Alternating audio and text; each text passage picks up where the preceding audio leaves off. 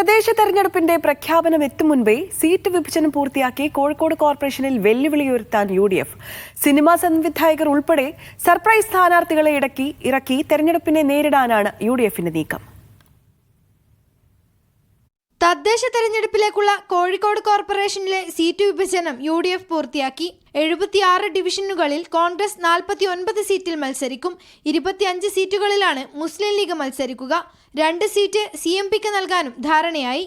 ഒരാളെ മേയർ സ്ഥാനാർത്ഥിയായി ഉയർത്തിക്കാണിക്കാതെ പ്രധാനപ്പെട്ട 3 സ്ഥാനാർത്ഥികളെ ഇറക്കാനാണ് തീരുമാനം. KPCC ജനറൽ സെക്രട്ടറിമാരായ PM നിയാസ്, വിദ്യാ ബാലകൃഷ്ണൻ, മുൻ യൂത്ത് കോൺഗ്രസ് നേതാവ് ആദം മുൻസി എന്നിവരെയാണ് പ്രധാന നേതാക്കളായി കോൺഗ്രസ് കളത്തിലിറക്കുന്നത്.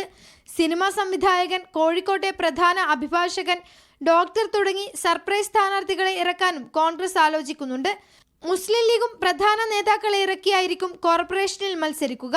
നിലവിലെ പ്രതിപക്ഷ നേതാവ് KC ശോഭിത, മുസ്ലിം ലീഗ് പാർട്ടി നേതാവ് മൊയ്തീൻ കോയ തുടങ്ങിയവരും മത്സര രംഗത്തുണ്ടാകുമെന്നാണ് സൂചന. നിലവിൽ 75 സീറ്റുകളിൽ 25 സീറ്റുകളാണ് UDFനുള്ളത്.